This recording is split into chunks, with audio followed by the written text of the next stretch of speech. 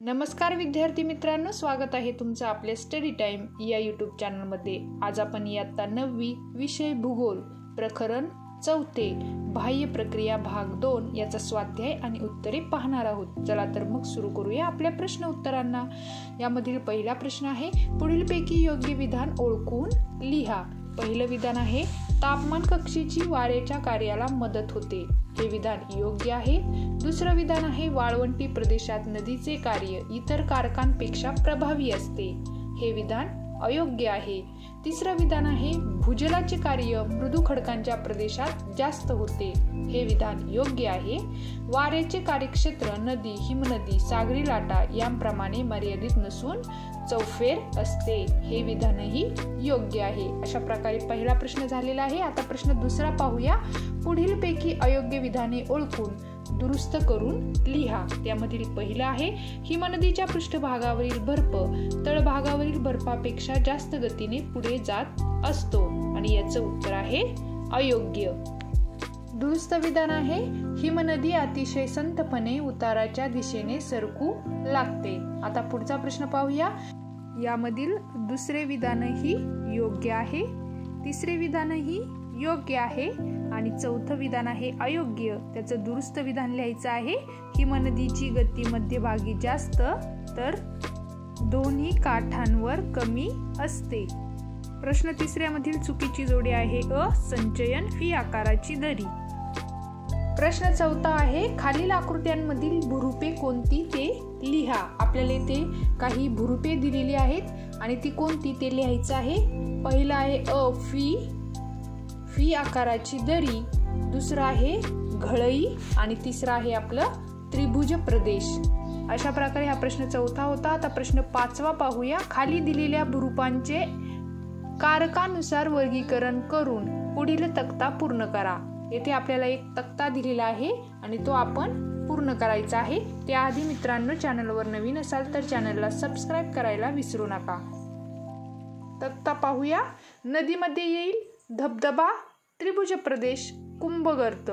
वारामध्ये येईल बारखान, भूछत्र खडक, हिमनदी, हिमगवर, गिरीशृंग, हिमोड, सागरी लाटा, खाजन आणि पुळण। भूजल आहे विलय विवर आणि लवणस्तंभ। आता आपण पुढचा प्रश्न 6वा पाहणार आहोत।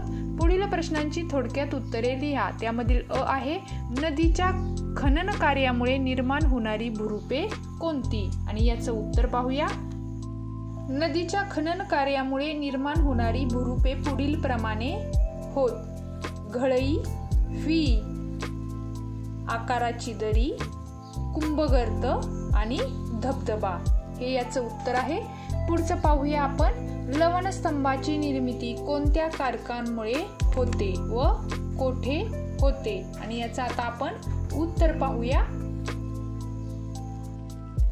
लवणस्तंभाची निर्मिती भूजल या कारकामुळे होते। चुनखडकांच्या प्रदेशातून क्षारयुक्त पाणी जाताना गुहांच्या छतातून ते पाझरते। या पाण्याचे बाष्पीभवन होऊन त्यातील क्षार गुहेच्या छताशी व तळाशी साचतात व त्यामुळे तेथे लवणस्तंभांची निर्मिती होते। आता यामधील तिसरा प्रश्न पाहणार आहोत। सागरी जलाच्या संचयन कार्यामुळे निर्माण होणारी भूरूपे कोणती आणि याचं उत्तर आहे, सागरी जलाच्या संचयन कार्यामुळे निर्माण होणारी भूरूपे पुढील प्रमाणे आहे। एक पुळण, दुसरा वाळूचा दांडा आणि तिसरा आहे खाजन।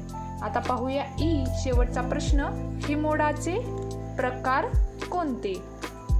उत्तर आहे भूहिमोड, पार्श्व हिमोड, मध्य हिमोड व अंत्य हिमोड। हे हिमोडाचे 4 प्रकार होत। हिमनदीच्या तळाशी संचयित झालेल्या हिमोडास भूहिमोड म्हणतात। हिमनदीच्या काठाकडील संचयित हिमोडास पार्श्व हिमोड म्हणतात। जेव्हा 2 हिमनद्या एकत्र येतात तेथे त्यांच्या आतील 2 कडांच्या भागातील पार्श्व हिमोडांपासून मुख्य हिमनदीच्या पात्रात मध्य हिमोड तयार होतो। हिमनदीच्या अग्रभागी म्हणजे जेथे हिमप्रवाहाचे जलप्रवाहात रूपांतर होते तेथून पुढे जलप्रवाह हिमनदीने आणलेला सर्व हिमोड पुढे वाहून नेऊ शकत नाही, त्यामुळे या भागात हिमोड साचतो। हा हिमोड हिमनदीच्या शेवटच्या भागात असल्यामुळे त्याला अंत्य हिमोड म्हणतात। अशा प्रकारे हे हिमोडाचे प्रकार आहेत. अशा प्रकारे हा स्वाध्याय आपला येथेच संपलेला आहे. परत भेटू नवीन स्वाध्यायात. तोपर्यंत आपले स्टडी टाइम या यूट्यूब चॅनेलला लाईक, शेअर आणि सबस्क्राईब करायला विसरू नका. धन्यवाद.